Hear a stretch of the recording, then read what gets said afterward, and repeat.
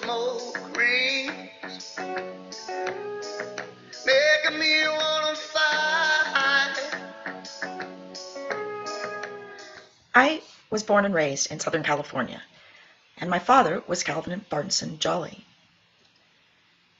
I just got back from Charlotte, North Carolina, a place that I did not believe I would ever visit, except for I decided to find out for myself a certain mystery. That mystery includes my father, a Cherokee chief called John Jolley, and a woman called Kisiah Jolley, who was born in Virginia in 1771 and died in Cleveland County 1870. Kisiah Jolley was already a Jolley before she married James Jolley. That's why she's called Kisiah Jolley Jolley. She instructed her children that after her death, she did not want to be buried in the Jolley cemetery. She had 12 children, and when I found her on the internet, I was extremely puzzled. Why in the world would a woman who had 12 children in Cleveland County, North Carolina, instruct them not to bury her with her own children in Cleveland County? So that was my mission in going to Charlotte, North Carolina, and into Cleveland County. I want to discover this mystery.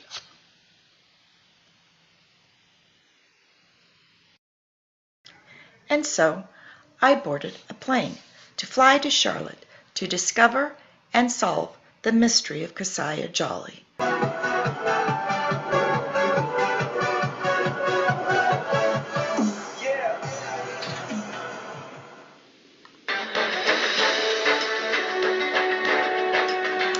On to my adventure. Oh, wait a minute. I don't believe that's me. No. It could have been, I guess, when I was younger. But on to my adventure.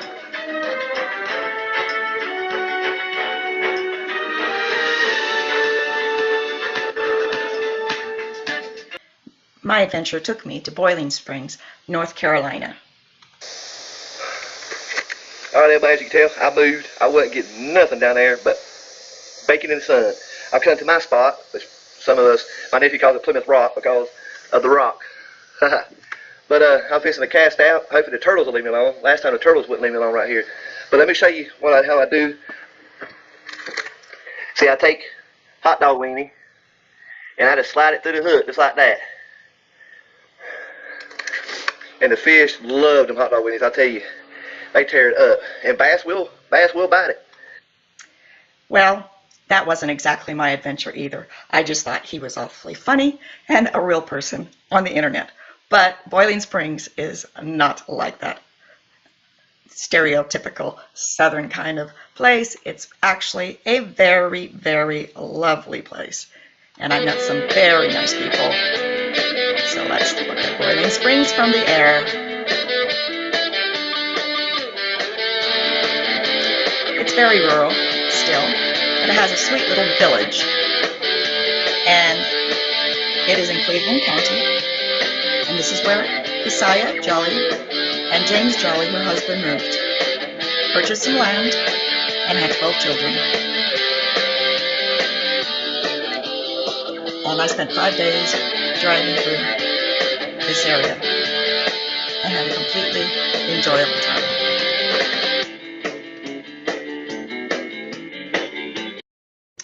I've come to Charlotte, North Carolina for about 5 days. I've never been to this area.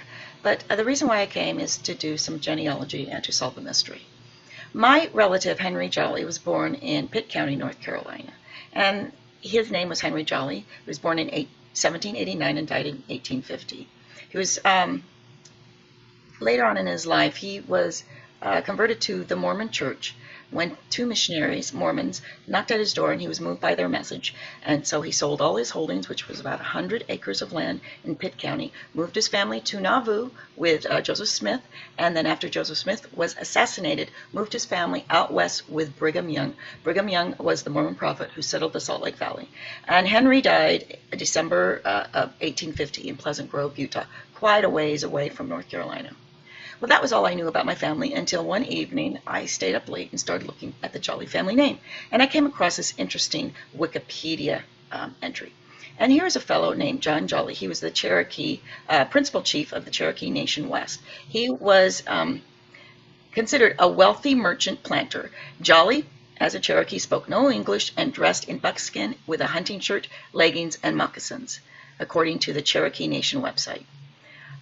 His name, he had a Cherokee name, and he also had a brother who was Cherokee. His sister was Jenny Dew, and he had nephews of John Rogers, who later became chief executive Cherokees of the Cherokee Nation. And what's interesting is his niece was the wife of Sam Houston of the Texas Sam Houston fame.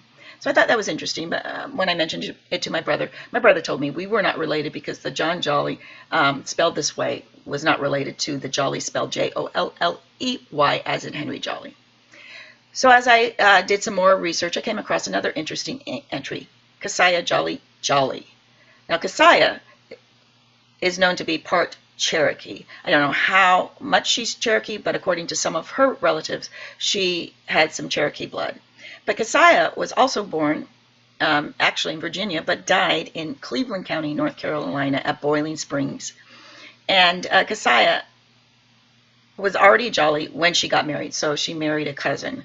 And she married James Jolley, spelled Jolley, and they had 12 children, all in North Carolina. He was buried at the Old Valley Cemetery, and she requested to not be buried there. She was buried in a separate cemetery. I don't know why, but I couldn't get Kisiah out of my mind. Why in the world, after having 12 children, would she instruct that she not be buried with her children in the Jolley Cemetery? So I decided to do some investigation because for some reason I had a feeling that Kisiah, being part Cherokee, may have been neglected, abused, or somehow wronged by her family. So I wanted to find out, and I also wanted to find out if I was related to Kisiah, because I felt a strong connection with Kisiah. So I took a plane out to Charlotte, and I've spent 5 days investigating this mystery. Okay, so this is a large placard that just says Jolley. I suppose that this means it marks kind of the plots of the Jolleys, but look at that beautiful, huge marker. I'm going to turn myself around and see if... Okay, so I'm turning myself around, and I'm not quite sure if you can see that, but here am I in split screen with the Jolley placard. And then next to them is Sacred to the Memory of Jesse Jolley, one of our relatives, and his wife Sally Hughes, their family, and 5 sons who died in the Civil War: James Porch Willis, William Amos, Jeffrey, Asbury, and John. Well, I've been trying to figure out how to find Kisiah Jolley's grave, and I came upon this graveyard with these houses on it, and I stopped, but it's not her grave. Okay, hopefully I've brightened this up. Maybe if I go over here. Anyway, I did quite a bit of research yesterday, and I discovered that I think I know maybe why Kisiah did not want to be buried in the Jolley Cemetery. I'll have to talk to some of my relatives here and then do some more solid research, but I have a working theory, as they say now, and I'll tell you later. Now, I am close to her grave. This is Riverside Road, in which the coordinates say that she's buried along this road someplace. This is a very large farm across from the small little graveyard I saw with these houses on it. And I assume the small, disheveled little houses, which I don't know if you can see now, but they probably work at this farm across the street. Okay, I'm back here at a cemetery that I was at yesterday, and I did not believe that it was Kisiah's cemetery, but I looked up additional information on the web, which is spectacular that you can look up this much information now on the web. But I was at the right cemetery. I just could not read the markers, and I was a bit nervous because it was near a trailer park, and it's just a very small enclosed cemetery, so I'm not quite sure who takes care of it. It's very small. So anyway, I'm going to go up and see if I can identify her marker and see if I can get a closer picture of her. Anyway, this is Kisiah Jolley, Cherokee, who married James Jolley and had, I believe, 10 children.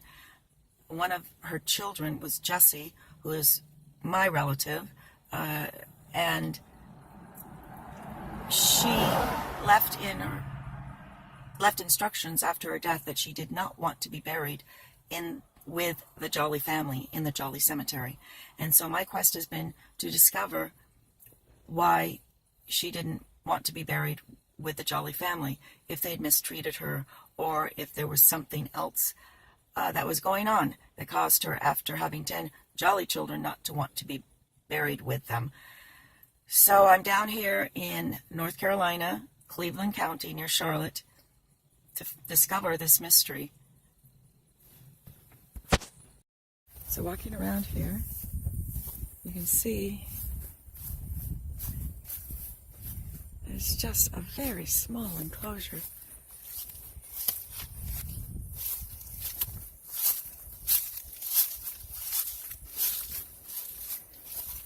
When I was driving up here today, I was getting a little bit of twinges of sadness about Kisiah after I formed a theory about the fact that she was abandoned by her family in Virginia, basically.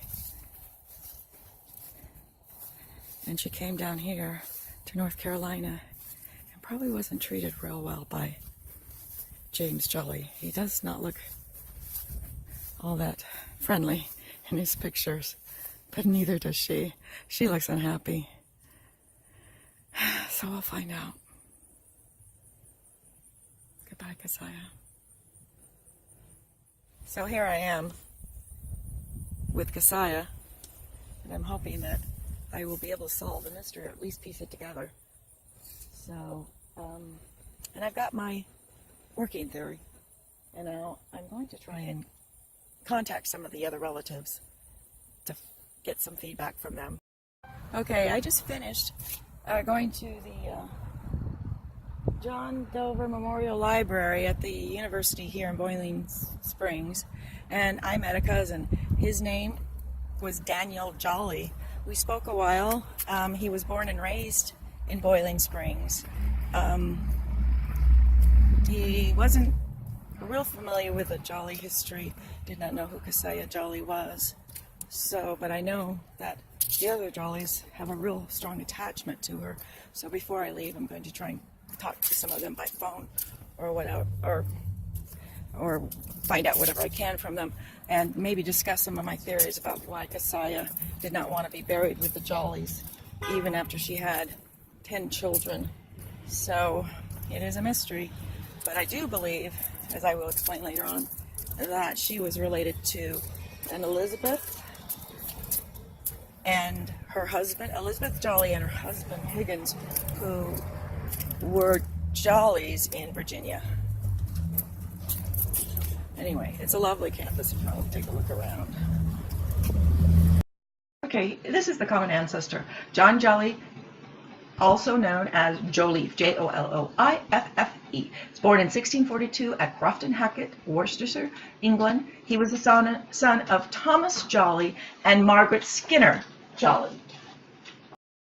He had 2 wives, Sarah Palmer Savage, and I looked her up, and there's really no knowledge of her. She did have a few children, but There's no evidence when she died. And then he was also the husband of Mary Wigglesworth, married 1662 in Norfolk, Virginia colony. And I just have to remark that all the people that I looked through, it appears back in this period of time, which you're looking at a very early time in the U.S. as well as British history, 1642. It seems like the man always had two wives, almost like it was a planned bigamous kind of scenario, and it was generally accepted. And I do believe that that might be part of this mystery, is that when the men came over to the U.S. colony, it was very unpopulated, and so in order to jumpstart, I believe the men would take native brides and also marry a British bride, and that's why they have two lines, a Native American line assimilated with the British line, and then a British line. And I know this is true because before the Revolutionary War and the genocide of the Native Americans, the policy of these early trappers and settlers was to assimilate the Native Americans. And that was reasonable because also when the settlers arrived, colonists arrived from Britain, they realized that the Native American passed their property through the female line. And so it's much easier to marry into a land of your wife than to, shall we say, like the genocide did, shoot and kill people in order to take what they've got. In other words, these early colonists were marrying and they were assimilating the Native Americans into their culture.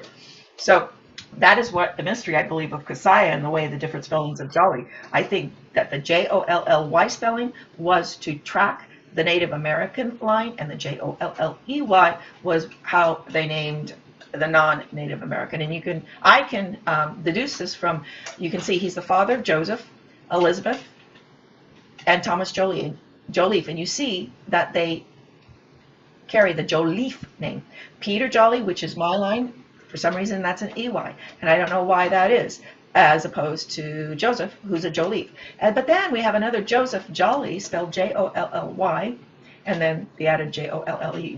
I believe this is just determining who's the American inheritors of John Jolley's estate, as well as who the Jolliffes' sons and grandsons may be in line to inherit from their British grandfather, Thomas Jolliffe. So anyway, but I do believe this does solve the mystery of Kisiah Jolley, who, as you recall, even though she married a James Jolley, Jolley, who was also from Virginia, she still carried the name of Kisiah Jolley, only with the Y. And as you can see, my grandfather or great-great-grandfather died in 1714 at Elizabeth River, Norfolk, Virginia colony.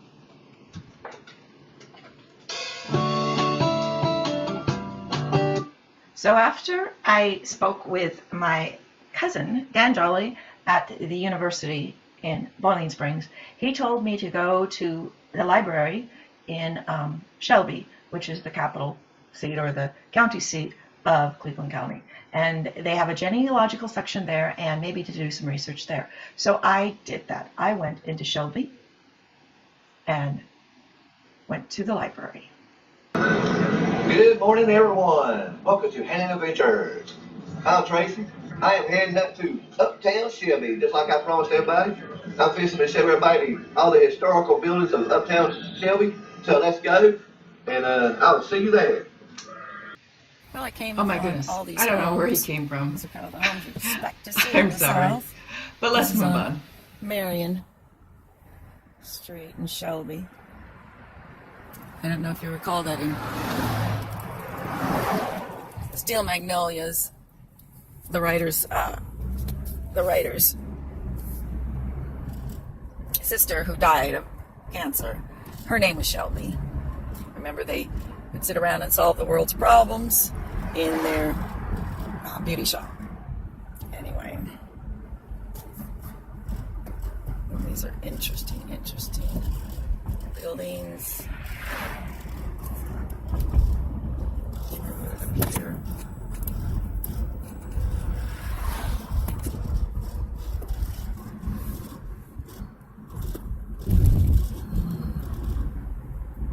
Fortunately, I don't have a holder for this. This is Old Town Shelby, near Boiling Springs. It's the capital of the city, the county seat of Cleveland County. Over there, I'm sure we're going to have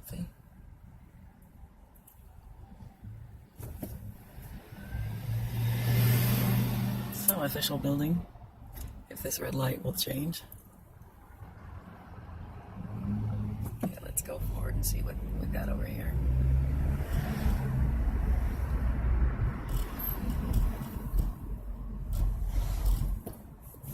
I don't know what that is. Big church right there.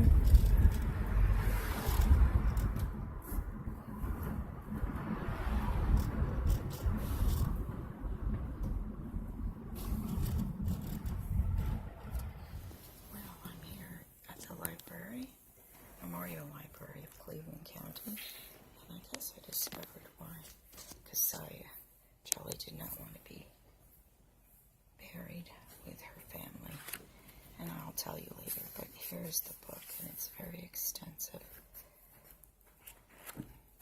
and it's interesting, to say the least.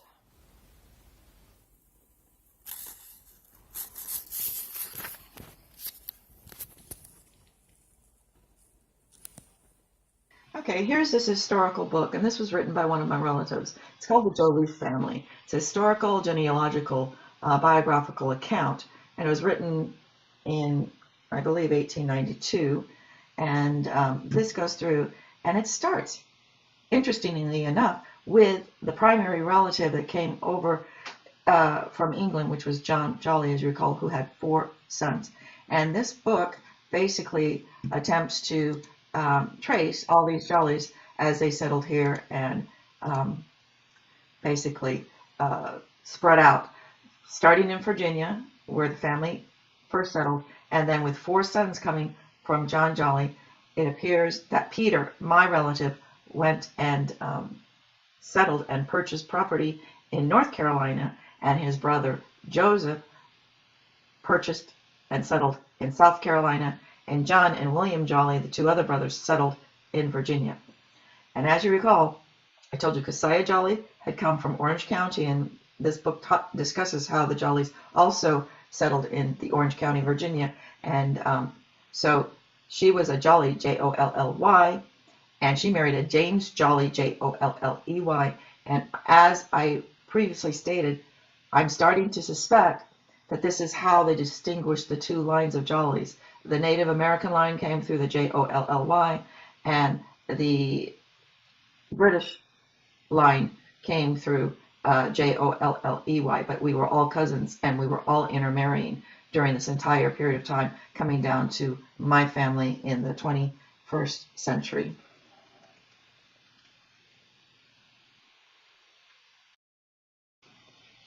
Also noted in this book is the property that was owned by the Jolliffe family in England. They erected Carswell, I think it's a castle. Carswell, sometimes called Caverswell, is 3 miles west of the town of Cheadle and 1.5 miles north of Leek. It has a small population. The church has a monument. The region is rendered doubly interesting to us because it is here where the family Jolley settled and lived for many years after the Norman conquest.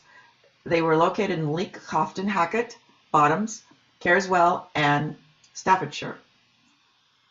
And then it goes on down, and in 1655 the property belonged to Thomas Jolliffe, who was an officer of Charles I and attended him to his execution.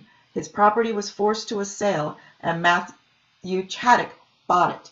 So they confiscated my relative Thomas Jolliffe's property, sold to Matthew Chaddock. And also what is important here is Thomas Jolliffe attended Charles I at his execution. That's how loyal Thomas was. That's how loyal our family was. And what this genealogy states is that the younger son, or the American heir, was probably only 14 or 15 at the time, hitched a ride on a clipper ship or whatever, and came over with some friends of the Jolliffes, and he's John Jolliffe that settled in Virginia. And this refers to John Jolliffe as the heir, the American heir to the British or English Jolliffe family, except that Matthew Chaddock bought the property after it was confiscated during the Revolution.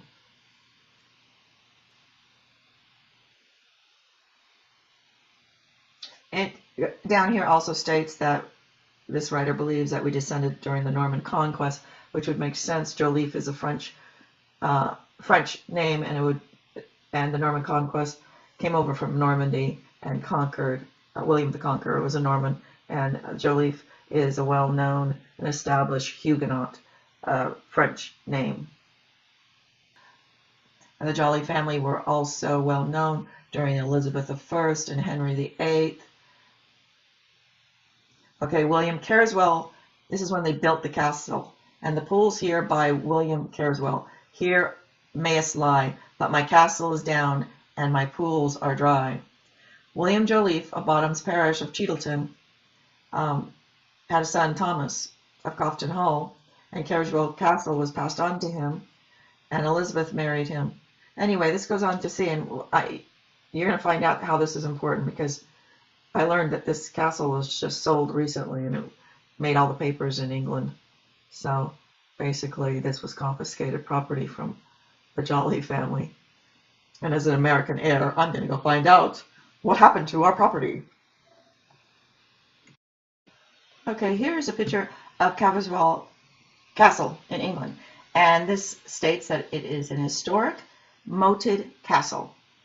And this just recently sold from, and it made all the papers in England, and I don't quite remember what it sold for, but I think these pictures are interesting.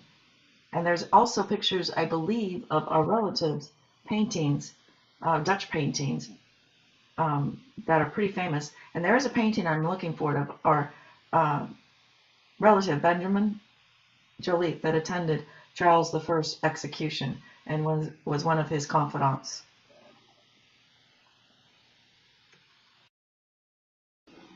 Now here we have the History of Parliament page. This is the British Political, Social, and Local History.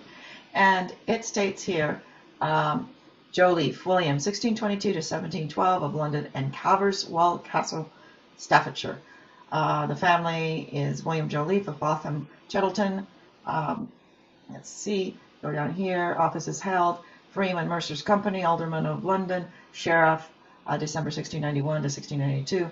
Biography, Jolliffe family has been Mercers in Leek, Staffordshire since the mid-15th century, and his father, who held the office during the interregnum, added considerably to their estates by acquisition of Botham Hall and Caverswell Castle. Jolliffe himself continued the family tradition, going into trade in London, where his uncle John Jolliffe, that's his uncle, was already established. His growing prosperity was augmented by three fortunate marriages. His growing prosperity, anyway. Although on his father's death he inherited Caverswell Castle, he remained active in the city of London and was appointed alderman by a royal commission. In October 1695, Jolliffe was reported to have made great returns by these ships from Turkey and has suggested a possible candidate for a pool on the Truchard interest, 1898. So anyway, that's fairly interesting.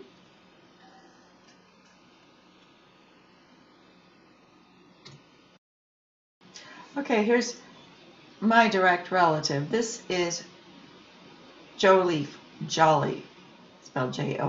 They were even calling him Jolley back then. John, 1613 to 80, of Threadneedle Street. I love these names in London. Threadneedle Street. How wonderful. Anyway, offices held. He was a member of the Skinner Company. Remember, he married Mary Wrigglesworth, or he married a Skinner, and then my direct relative married a Wrigglesworth.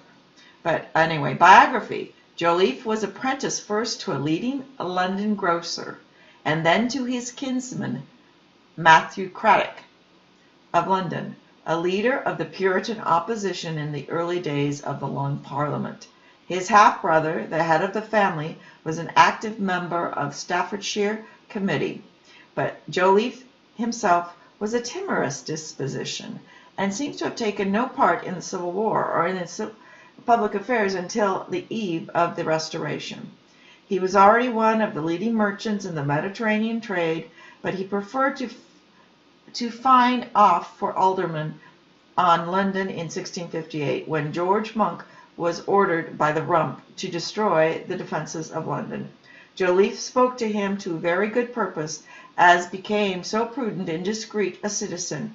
He owed his 2 returns for Haysbury widowed niece, whose 2 sons, William Ashe and Edward Ashe, were too young to stand 1660 and 1661. A moderately active member of the convention, he appointed 25 committees. He was twice instructed in May 1660 to use his credit in the city for the benefit of the government. In other words, he pulled the government out of some hot water because he loaned them some money.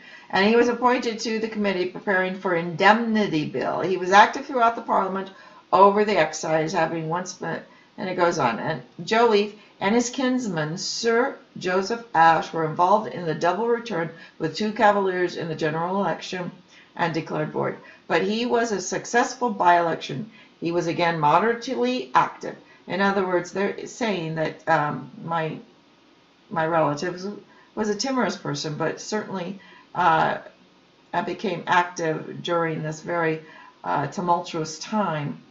And this is very important because he apprenticed first as a London grocer, and this goes all the way through my family line till 1930, when my Uncle Cliff owned 5 grocery stores in Long Beach, and I'm not kidding.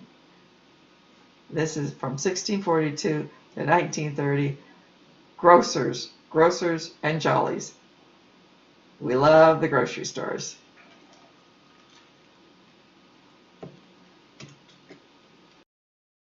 Okay, I'm going to just the index Jolliffe to find out all the other Jolliffes in the family.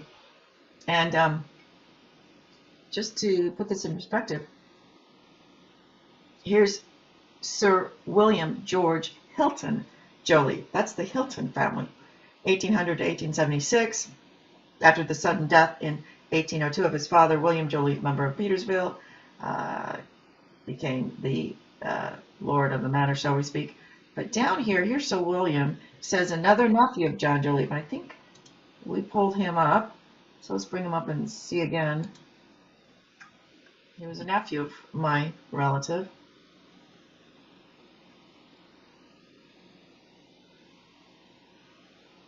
Okay, he was a rich, no, this is a different Jolliffe. Okay, he was a director. This is William Jolliffe, a nephew of my relative, John Jolliffe, director of the Bank of England. Oh my goodness, I should not be criticizing the Rothschilds and the Bank of England like I do. But of course, maybe I should, because maybe they stole all the wealth of the Jollies. But let's go on here. Look, director our African company. So he did trade out of Africa. And he descended from the Jolliffes of Stafford, which is my Jolliffes, a rich Turkey merchant and moneylender, bought estates in Surrey, Essex, and Yorkshire. After successfully contesting Malden in 1750 with his nephew Samuel Turnell, he was returned as a Whig for Petersburg in 1734 on the interest of another nephew, John Jolliffe, my John. No votes of his have ever been recorded, but in 1740 he presented a petition of the Levant Company. Now, do you see? He's a Turkey merchant out of Turkey, in the Levant, out of Africa. And I am beginning to see the threads of color through my family, the Jolliffes. We ended up with quite a few black relatives. In fact, Jolley is a very common name in the South for African Americans. And I pulled up this man's picture, and I'll pull him up in Wikipedia, and he definitely looks like he's got black blood and he's an African American, which makes this completely interesting, because what I found out when I visited Charlotte, North Carolina, that King George of England, that we fought the Revolutionary War, was married to Queen Charlotte, and she was African American. So during this period of time, African Americans were dealt with in an equal basis, and in fact, they were merchants. And look, a director of the Bank of England, African American descent.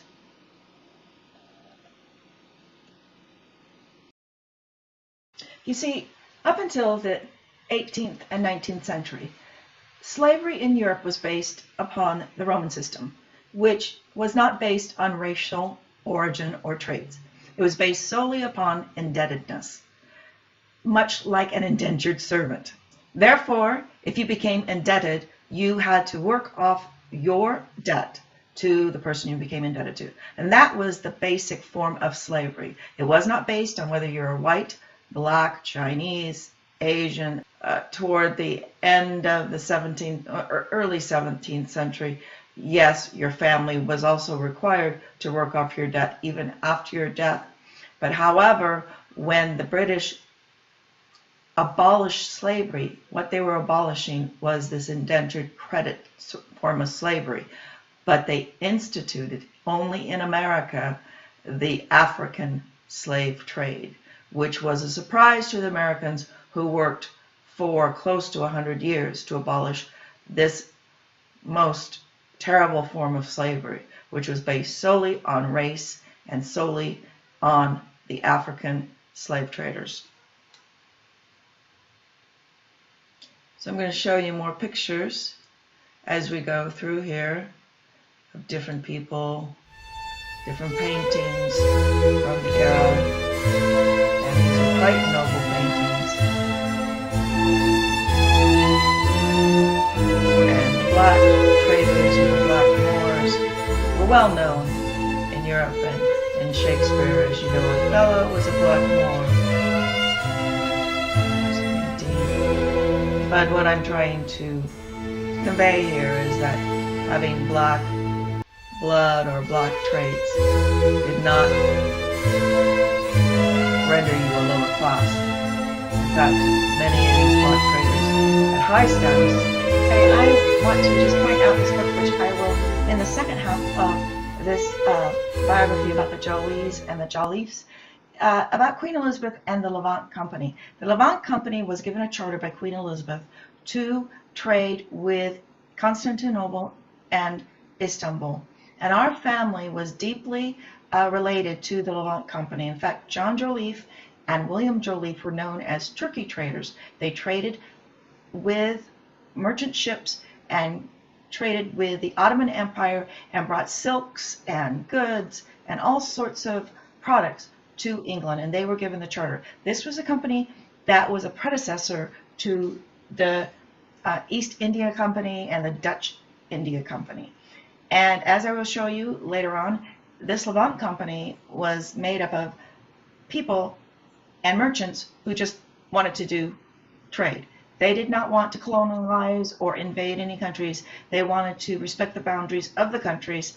And Queen Elizabeth also was of that mindset, that people should respect each other's boundaries, but that we should have open and free trade, which seems to be, to me, a feminine idea, because the greatest trader in the Egyptian Empire was Queen Hatshepsut. She presided over a period in Egypt where they traded rather than had wars. And the trade between, the peaceful trade between Ethiopia, between the Mediterranean, among the Levant, among Syria, provided probably the most prosperous era of the Egyptian Empire.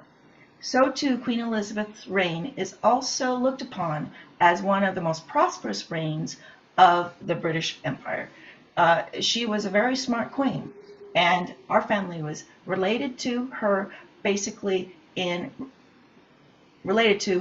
based on the Levant Company, which our relatives, the Jolliffes, were intimately connected to.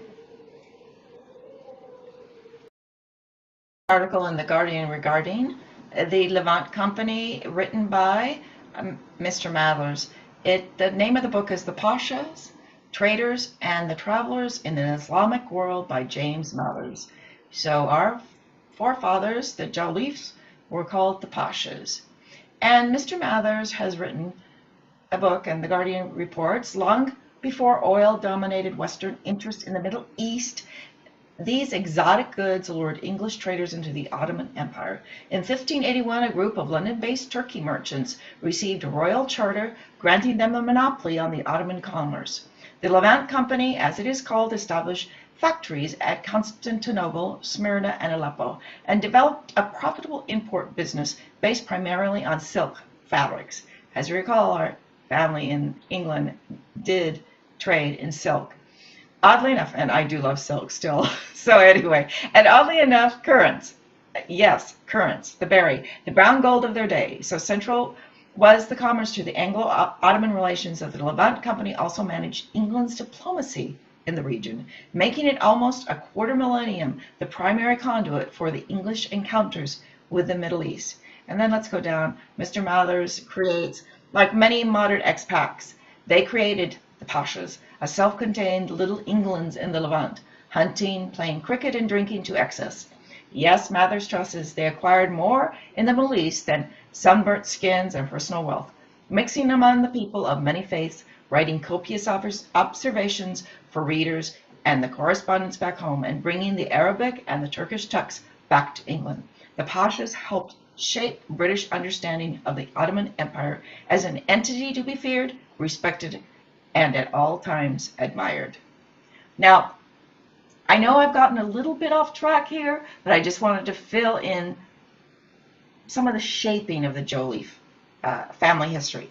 That will bring me back to Kisiah Jolley, who is Native American, caught in the South between the clash of the Civil War, the North and the South, racial relations. But I just want you to understand how the Jolliffes have a deep history in all racial backgrounds.